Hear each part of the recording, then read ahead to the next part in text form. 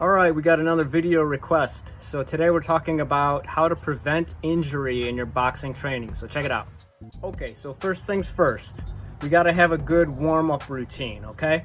So this is especially important if you're an older person training in boxing or any martial art, but it works for younger people as well too. You want to build good habits, and you want to make sure that as you get older, you can continue to train. So you want to build these good warm-up routines before you start training.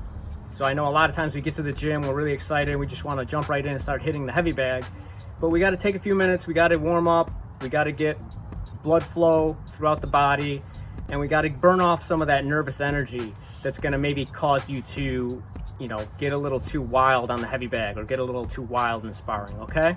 Okay, so what I like to do is I like to warm up from my feet up. So what I'll typically do is I'll just roll my weight all around the foot, to the sides, to the ball of the feet, everywhere. So I'm doing a little bit of knee bending as well. Doing the small circles with my knees, that's kind of just a consequence of the movement, okay?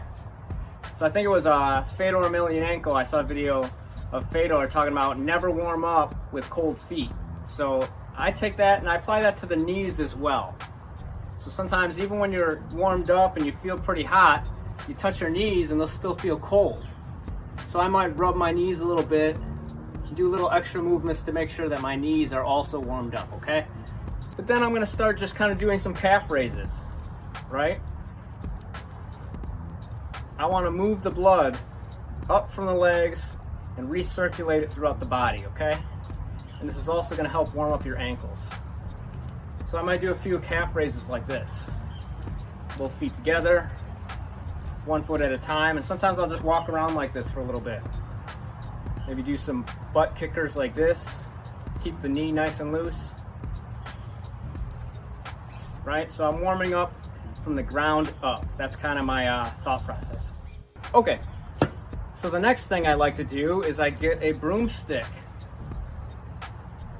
and I put it across my shoulder blades like this.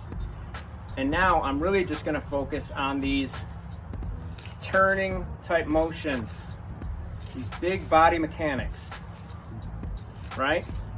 Just like this, nice and easy.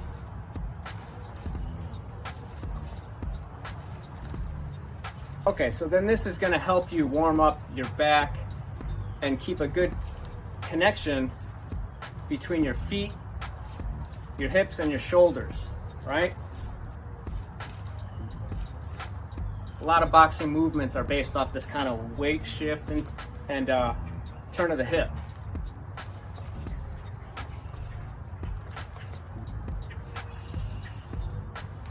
Okay, so that's another good basic warm-up exercise, okay? All right, then the next thing I like to do is I want to warm up my hips. So I still use the stick for balance, and I'm just gonna kick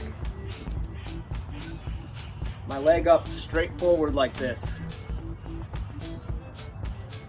Nice and relaxed. I'm staying nice and relaxed, and I'm letting my leg kind of fly up on its own like this, right? So I do this, I switch sides, I do the left leg, right? So I do that about 10 reps each leg, and then I go off to the side for 10, left leg for 10, and then I'm gonna go backwards. So I'm gonna hinge at the hips slightly, and I'm gonna swing my leg back. So I'm careful with this one. I don't go too crazy, try to get a big range of motion with that one.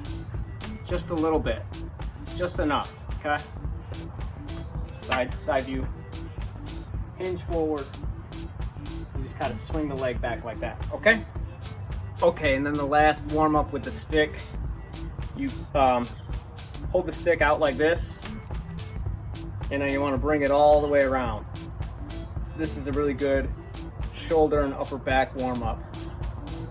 So if it's too hard, widen your grip. The closer your grip, the harder it's gonna be. So widen your grip. Remember, this is a warm up. We're not diving into hot water. We want everything to be nice and easy. We want to ease into things. That's the whole point here, right? So I go all the way around a few times, Then I might bring it back to my shoulder blades and kind of do a press backwards like this. Just basically pushing the stick straight back. This is a very good stretch for your upper back.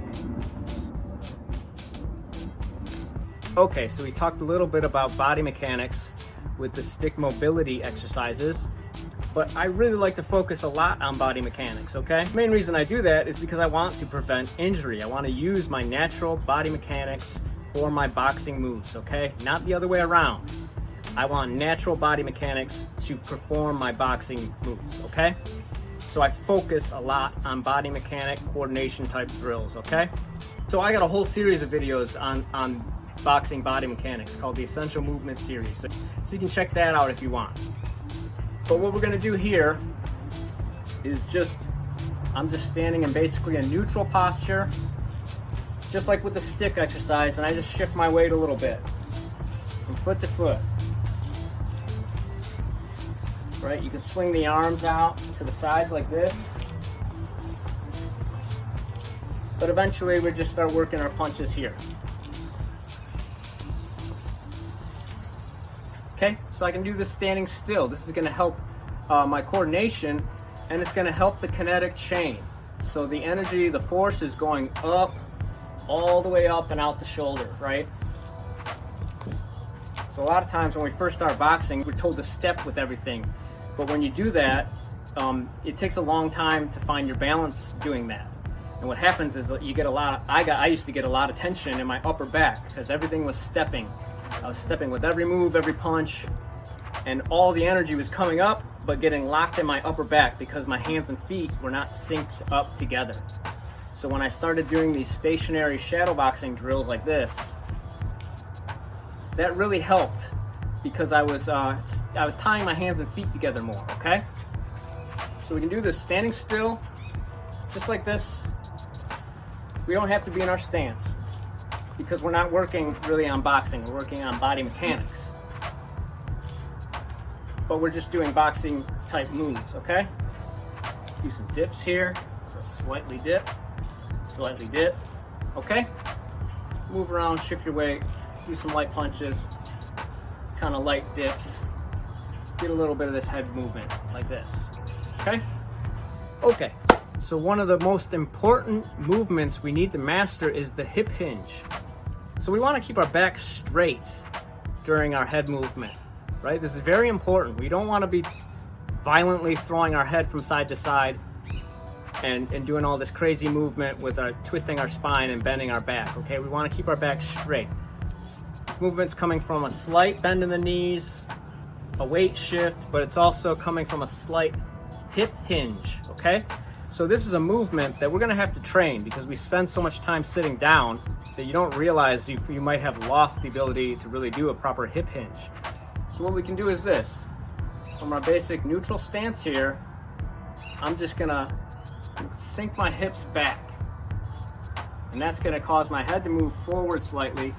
I got a slight bend in the knees, but I'm not bending my knees any more than that until I get a little lower. Most of the movement's coming from sinking my hips back, okay? And then I might bend the knees a little bit more to get a little lower. And then I come up and reverse, okay? So this is very similar to the movements that you use if you're like performing a deadlift, okay? So from the side, I'm gonna hinge at the hip. So I'll keep my back straight, hinge at the hip, like this, right? If you want to get lower, then you can bend your knees. And then come back up. So that's a very important move that we're going to be using a lot with our head movement. When we do these little dips, it comes from a slight hip hinge. These little rolls, slightly bending the knees, yeah. It's not so much a squat. It's a little combination of both. I got a slight bend in the knee, but I'm also hinging at the hip. So we really want to make sure we get this move down because we want to keep our back straight and we want to have good posture when we're doing our head movement, okay? Okay, and then one more warm-up that I like to do is I get some 5-pound, 3-pound, whatever you have. Normally I go up to about 5. I'll do 8 if that's what's available, but we're gonna take some 5-pound weights, and I'm not gonna shadow box around all crazy. I'm just gonna move my arms around, and I'm basically doing a stretch. So I was planning on doing a full video on this exercise eventually, but it really kind of fits in with this topic, so we'll cover it a little bit here. But look, I'm just doing nice and controlled movements. I might hold a punch out like this. Bring it back. Do the other one. Hold it out for a minute or two. I'm warming up my shoulders and my upper back. Move all around. And just do these simple kind of arm movements with the weights.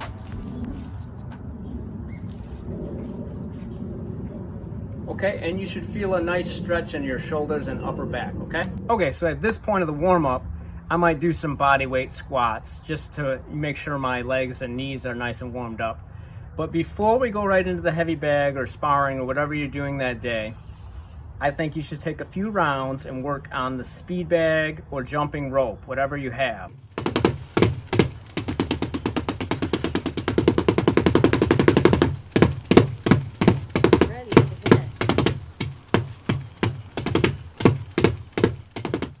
Okay, so this is going to help warm up your body and your mind, because this is going to help you kind of control some of that excitement or nervous energy you might have about being in the gym that day, right? We don't want to just jump right into the heavy bag when we're all kind of pumped up and ready to go. You know, we want to have a little bit more control, okay? So the speed bag is great for this. Jumping rope is great for this, right? It's going to burn off some of that energy, and it's going to, you'll be really warmed up after that. Okay, so after a couple rounds of the speed bag or the jump rope, you can do some shadow boxing, and what you can do is you can work on some of the footwork drills. Like I'm always posting kind of coordination footwork drills. Any one of those, just pick one per week and do that for a round or two. You can do the V-step drill.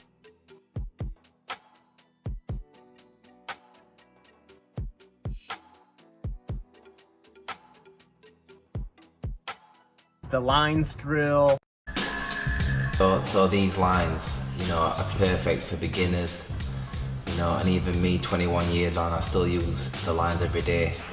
Going backwards, you can go from southpaw to orthodox, and your body's all in line with itself, and everything goes in coordination with your hands to your feet, and you're on balance. You can just work on your shuffle steps, whatever you want, but just do a round or two just focusing on that drill and combine it with your shadow boxing, and that way you're not just warming up, you're actually getting some practice in too. So this way, before you get to the fun stuff like hitting heavy bag, get some footwork training, get some practice in too, okay?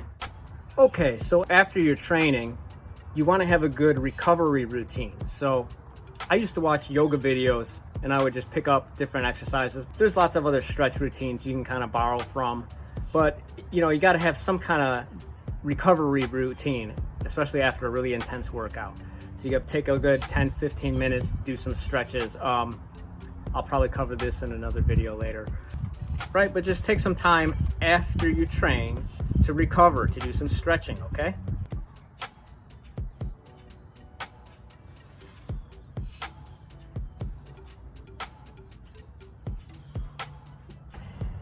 Okay, and then the last thing we want to talk about today, we touched on it a little bit earlier, is core stability, okay? So we want to have a very strong core, and I'm not just talking about abs, I'm talking about these stabilizer muscles that support your spine, okay? So what we want to do is we want to focus a lot on planks and other types of kind of static core strengthening exercises. These are going to help strengthen the muscles that support your spine, like we talked about, keeping your back straight. We're doing all these sometimes very fast movements to evade a punch or to throw a punch. So we want to have a strong core that's able to support our spine when we're performing these moves, okay? So what you can do is focus on planks. Start with your simple, just regular old plank.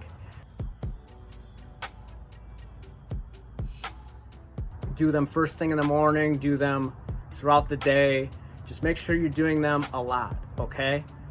Multiple times per week, 4 or 5 days a week. Make sure you're doing them at least once or twice a day, okay? So you're doing a basic plank, and then once you can do that comfortably, you want to work on some different variations.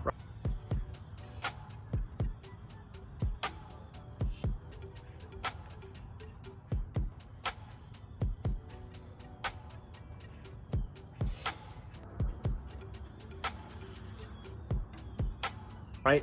So if you watch Squat University, they post videos all the time talking about these core stability exercises, right? So you start with the simple plank, add some variations, then maybe try some suitcase carries or some of these other kind of core stability exercises.